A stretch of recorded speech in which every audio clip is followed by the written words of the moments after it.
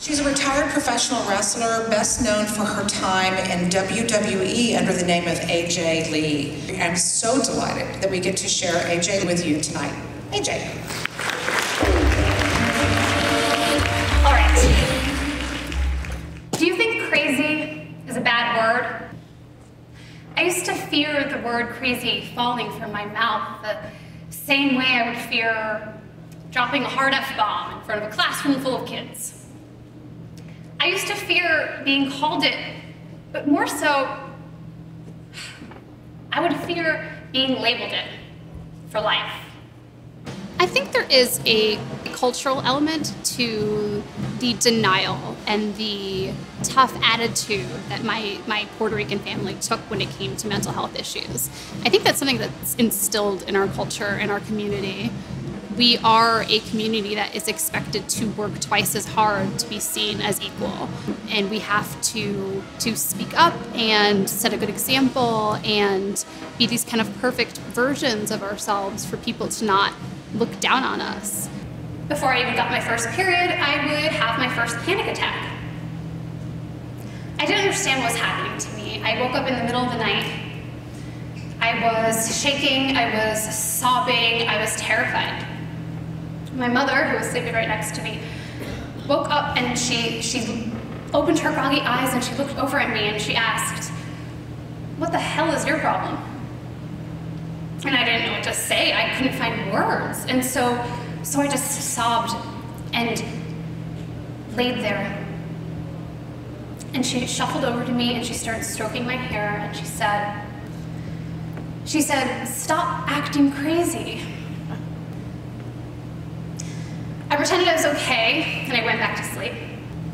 I didn't want anyone to think I wasn't strong enough to be sane. I remember specifically my family mentioning that therapy and, treatment for depression, all this stuff were white people problems.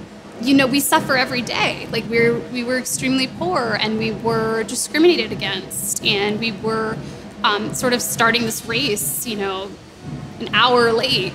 And so to complain about something that wasn't physical, to complain about something that you couldn't see seemed like a problem that people would create when they didn't have anything else to complain about.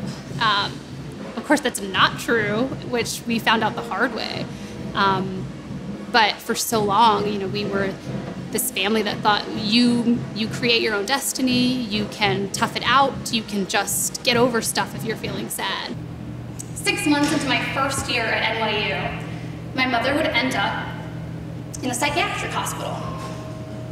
After hiding her own depressive symptoms for years, she would eventually learn the hard way that she was living with undiagnosed and untreated bipolar disorder. And then one day, I woke up in the hospital too. At the age of 19, I had overdosed. In a haze of overwhelming pain and confusion, I had taken an almost lethal amount of pills. I had tried and failed to take my own life. Lying in a hospital bed with thick black track marks running down my arms from all the IVs poking and prodding my veins, that was the lowest point of my life. But I survived. And in surviving, I was forced to make a choice. Would I go on pretending, or would I face my truth? I remember when I first got my diagnosis, and I thought that my life was over. I thought that having a professional tell me that I had bipolar disorder meant that I was going to be limited in some way. And then I looked back at my life and I realized that it was sort of my saving grace the whole time. I always say I've been given the gift of extraordinary emotions. It's not this affliction. It is such a gift for me. It's made me extremely passionate and dive into life head first. And I have this iron will and sort of this belief in the impossible because I have bipolar disorder. It has made me see the world in more vibrant, more beautiful colors. And if I didn't have it, I don't know if I would be here today. I just think I would have been sort of lost. It gave me direction. It really made me think that I could be a superhero. I wrote a book called Crazy is My Superpower. And when I was about to put this book out into the world, I was kind of terrified. I did not know how I would be received. I had spent so long playing this, kind of tough character that to be so vulnerable was scary. But I should have known better, because my fan base supported me for so long because I was different. I was someone who had these things that were traditional flaws, but I embraced them and I was proud of them. I was proud to be scrawny and to not look like the supermodels, and I was proud to wear cheap clothes and sneakers, and I embraced these things that other people sort of made fun of me for. And so when I came out with this book and I was exposing something, I was so scared. I thought people might kind of point a finger and reject me. Just to see how people embraced me, and they continued to just say, oh, this is another thing that we accept you for, and that we're going to celebrate this difference because we understand it, because so many of my fans have dealt with these issues. They also have had anxiety or depression.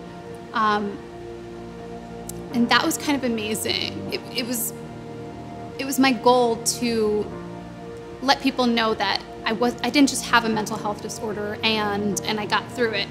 I credit my bipolar disorder for everything I was able to accomplish. I didn't find success in spite of it. I found it because of it.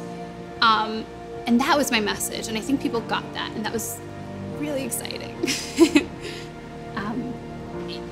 I would tell any Hispanic family that it takes so much more strength. It is so much braver to ask for help, to talk to each other about what you're experiencing. We really ignored these feelings that were dangerous, and we had to wait until we hit absolute rock bottom to kind of wake up and snap out of that and realize that machismo is not worth it. We don't have to be tougher. We don't have to be quiet. Strength does not have to be synonymous with silence. Because having a tougher life, being discriminated against, kind of starting, a few feet behind in a race, it has an effect on you. It takes its toll. And the more we can reach out and get help, the better we will be for that.